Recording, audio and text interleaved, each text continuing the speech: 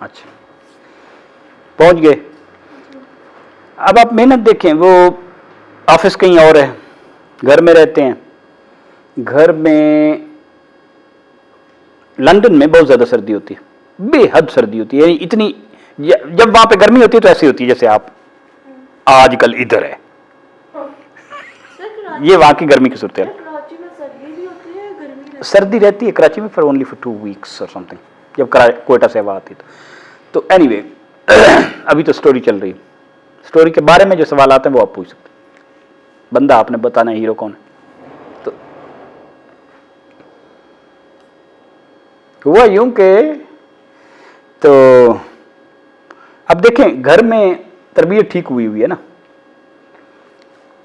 والد صاحب 1 روپیہ بھی ضائع نہیں کرتے اور بچے بھی ان سے دیکھ دیکھ کے 1 روپیہ بھی ضائع نہیں کرتے, اور وہ بھی وہاں پہ کم سے کم خرچے میں رہتے ہیں. اور اب روزانہ کون جائے, لندن میں تو پالکیاں چلتی تھیں اور گھوڑے چلتے تھے اس وقت کے زمانے کی بات کر رہا ہوں. آج بھی لندن میں گھوڑے تو لگ جاتے ہیں اور ٹیکسی ہوتی ہے. London taxi is an interesting phenomena, وہ بعد میں بات کریں گے اس پہ. تو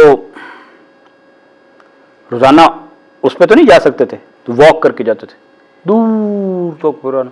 اچھا لندن میں جا کے انہیں پتہ چلا کہ یار اس طرح ہوتی ہے, آزاد قومیں تو ایسے رہتی ہیں. تو اب لندن آپ سوچ سکتے ہیں کہ اس زمانے میں یونیورسٹیاں تھیں, پڑھائیاں تھیں, فلاں تھے, تو جہاں پہ ان کے ایون پارلیمنٹ اور ایم پی ایز اور یہ بیٹھتے تھے, وہ ڈسکشنیں سارا دن اخباروں میں آ رہی ہیں, اور وہ پڑھے لکھے لوگ تھے, بے حد پڑھے لکھے لوگ تھے, پوری دنیا پہ جو حکومت کر رہے تھے. تو ان کی باتیں پڑھنے واو, وہ تو پتہ چلتا تھا کہ یار یہ تو لوگ بہت ہی سمجھدار ہیں. اور یہ پھر اس نے وہ اسمبلی میں کوئی بھی بندہ جا سکتا ہے, جا کے گیلری میں بیٹھ جائے, ہمارے طرح نہیں ہے کہ وہ کوئی جا ہی نہیں سکتا. تو اب بھی وہاں پہ پبلک بھی جا سکتی, تو وہ چلے جاتے تھے, ان کی باتیں سنتے تھے وہاں جا کے بھی. And he was becoming wiser and wiser کہ اچھا ایسے ہوتا ہے. تو انہیں پوری دنیا کی وہ معلومات اور سیاست. پھر انہوں نے دیکھا کہ زیادہ تر یہ جو لوگ اتنی زبردست باتیں کرتے ہیں اور دنیا کا بھر کا سوچتے ہیں کہ بزنس مین تو نہیں ہے, بزنس مین کوئی اور ہیں جو یہ کام کرتے ہوں گے. یہ جو لوگ پوری دنیا کا پلان کر رہے ہیں یہ تو سارے قانون دان ہیں. تو انہوں نے خود ہی, اب بچہ ہے نا, خود ہی فیصلہ کرتا ہے. انہوں نے فیصلہ کر لیا کہ میں نے بھی قانون دان بننا ہے. یہ تو کی کرن گیا ہے بزنس سیکھنے.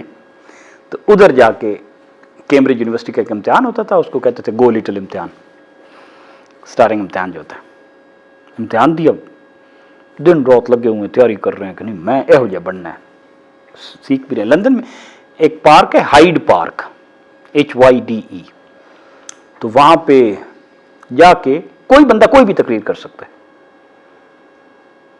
سوائے اس کے کہ آپ کوئین کو گالی نہیں دے سکتے, لیکن کوئین کے خلاف بھی تقریر کر سکتے ہیں کہ بہت بیڑی ہے, نہیں چنگا کیتا ہے, نہیں چنگا کیتا, وہ کر سکتے ہیں. ٹھیک, بادشاہ کے خلاف اور بہت تو کر ہی سکتے ہیں نا. کوئی بندہ اتنے جا کے شاعری سنا رہا ہے, کوئی بندہ اتنے جا کے تقریراں کر رہا ہے, کوئی. تو اس نے دیکھا کہ یہ ایسے آزاد قومیں ہوتی ہیں. دا فریڈم از دس.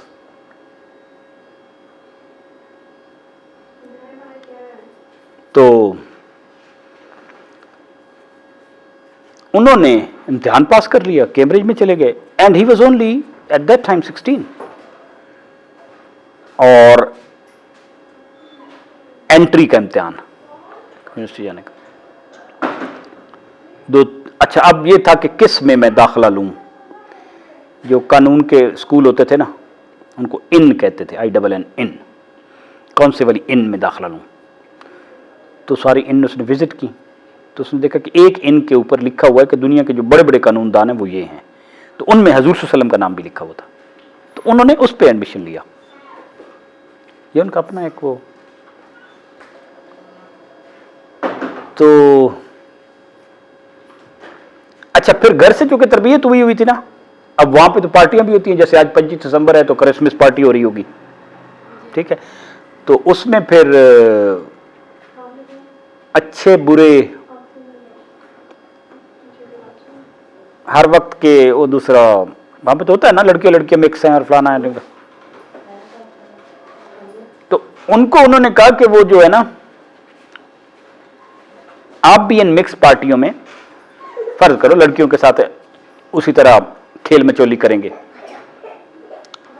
तो उसने कहा नो, आई विल नॉट, मेरी तहजीब और मेरा कल्चर तो ये इजाजत नहीं देते। ठीक, 2 साल में उन्होंने वो कर लिया and he was 18 and he was the first person from India, the youngest, जिसने वहां पे कानून की आला तरीन डिग्री ले ली हो। वो गांव से आए हैं, सोचे। वहां पे फिर एक इंडियन थे, नूरू भाई दादाजी समथिंग, नाम थोड़ा सा आप किताबों में पढ़ सकते। तो उनके ऑफिस में जॉब करना शुरू कर दी। अच्छा, वो वहां पे इंग्लैंड में जिस तरह होता है ना, यहाँ पे काउंसिल और इलेक्शन हो रहे थे तो इलेक्शन में खड़े थे। अब वो एक इंडियन थे, इलेक्शन में वहां खड़े थे क्योंकि उधर के ही रिहायशी थे। तो एक अंग्रेज ने कहीं कह दिया कि ये देखो डार्क स्किन वाला बंदा यहाँ पे आ रहा, इलेक्शन कर रहा है। तो इन्होंने कहा कि यार ये तो बहुत ही मतलब वैसे तरक्की याफ्ता बनते और बातें करते हैं, बिल्कुल ही जाहिलों वाली। इन्होंने फिर उसके पुरजोर एक तकरीर करके उसका जवाब दिया कि ये आप पढ़े लिखे हैं कि अभी तक आप समझते हैं कि स्किन का कलर ये होगा तो उससे बंदे की सोच तब्दील हो जाती है। तो he became very famous there. फिर वो आस्ते आस्ते पाकिस्तान, उस वक्त इंडिया पाकिस्तान इकट्ठा होता था, आ गए। फिर उन्हें पता चल गया कि यार मुल्क जो है, मुल्क की आज़ादी में हिस्सा लेना चाहिए एंड मुल्क में यहाँ पे उन्होंने सियासत में हिस्सा लिया। अब मैं उनके आखिरी हालात आपको बताता हूँ। You have to guess, right? May be you have already guessed but at the and I will ask.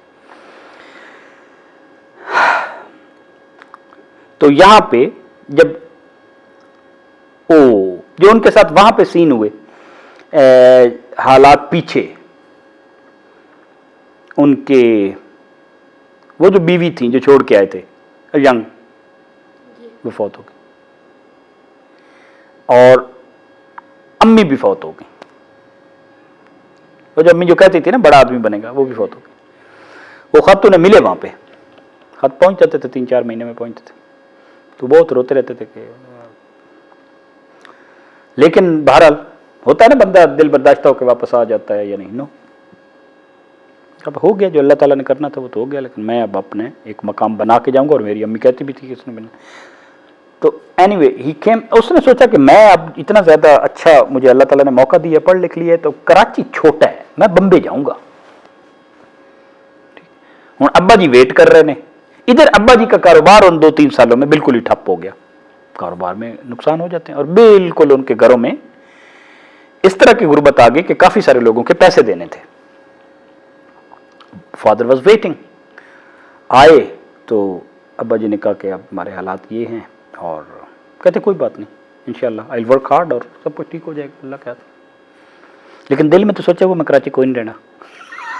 और अब्बा जी का ख्याल है कि कराची में रहे और कब नहीं फलाना।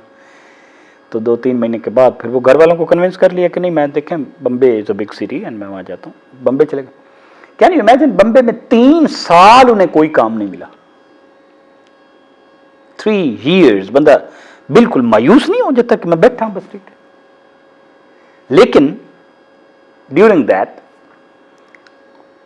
बिल्कुल मायूस नहीं हुए और अपना सोशल सर्कल सारे ठीक रखे हैं। किसी को पता ही नहीं चला कि मतलब अंदर से वो जेब कितनी खाली है, अच्छे कपड़े पहनने हैं जरा। बट यंग लॉट, मतलब अभी तक तो उनकी उम्र 21 साल हो गई। एक दिन फिर इसी तरह जैसे होता है कि अल्लाह ताला फिर वो सब्र के बाद वो देता है ना। अंग्रेज थे ना यहाँ पे हुकूमत, तो वो कानून की आला तरीन डिग्री उनके पास थी, तो अंग्रेज़ों को ऐसी एक पोजीशंस की ज़रूरत थी। तो उन्होंने कहा हाँ ये जेंटलमैन सूटेबल लगता है। कहा तो उनकी तो बड़ी वहाँ पे मशहूरी हो गई। तो वहाँ पे उनका आर्जी तौर पे जो सीट मिली, उसके बाद उन्होंने कहा कि हम आपको एक जॉब देते हैं। उन्होंने कहा मैंने अब जॉब नहीं लेनी। आप कितने पैसे देंगे? उनका 1500 रुपये पर मंथ। 1500 की उस वक्त गाड़ी आती थी। उनका इतना तो मैं दिन में कमाना चाहता हूँ। You are paying me in 1 month। देखे सोच बिग। तो उन्होंने नौकरी नहीं की, फिर अपनी پریکٹس کی ہے، اور پریکٹس میں پھر مشہور ہو گئے کہ یار یہ اتنا آنےسٹ اور اسٹریٹ آدمی ہے کہ یہ نہیں دیکھتا کہ جج کے سامنے ذرا بھی ڈرتا نہیں ہے، وہ جج انگریز ہے یا مسلمان ہے یا ہندو ہے، بالکل اسٹریٹ ٹو دا پوائنٹ بات کرتا ہے اور بہت زیادہ لاجیکل بات کرتا ہے، اس کے آرگیومنٹس کو اور بات کو کاٹنا بڑا مشکل ہے۔ مشہور ہو گئے، پھر جب مشہور ہو گئے تو پیسے بھی آ گئے، پیسے کیسز سے آتے تھے۔ پھر انہوں نے اپنی فیملی کو کہا کہ اب میرے حالات اچھے ہیں اور آپ، پھر انہوں نے بہت اچھا ایک آفس لے لیا، اور تو یہ جو ادھر فیملی تھی چھوٹے میں جو اسکول نہیں جاتے تھے، اب بڑے ہو رہے تھے، ان کو بھی بلوا لیا بمبے، تو entire family shifted to Bombay.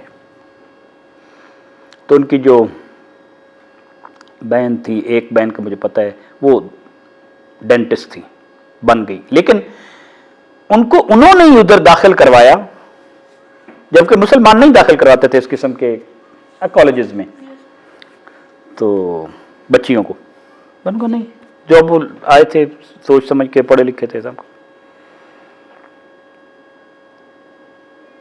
And then he fought for کہ جی نہیں، مسلمانوں کو علیحدہ ملک لینا چاہیے۔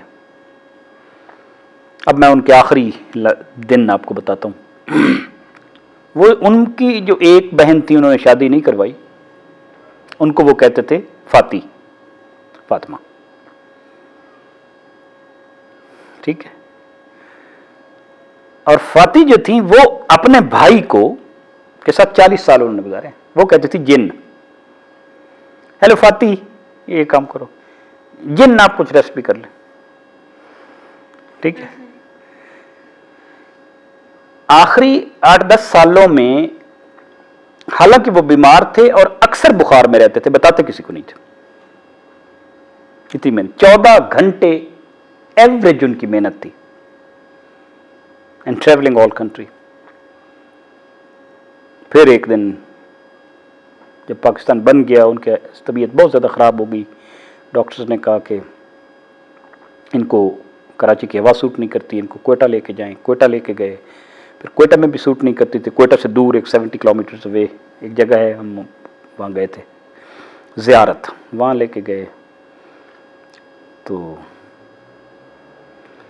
اچھا پھر نیا نیا پاکستان بنا ہے، اور وہ ہر جگہ ادھر اسٹیٹ بینک بنانا ہے، آپ کا اپنا بینک ہونا چاہیے، ادھر فوج بنانی ہے، ادھر یونیورسٹیاں بنانی ہیں، ادھر ہر جگہ پہ جا کے، رسال پور بھی گئے، پشاور بھی گئے، لاہور بھی گئے، اینڈ اسٹیٹ یہ تھی کہ بالکل مطلب ہے کوئی بھی بندہ ہو نا نارمل اور اتنا کریجیس نہ ہو تو وہ بس بیڈ پہ سویا رہے، لیکن وہ ان کی بہن حیران ہوتی تھی کہ نہ ڈاکٹروں کی مانتے ہیں نہ میری مانتے ہیں،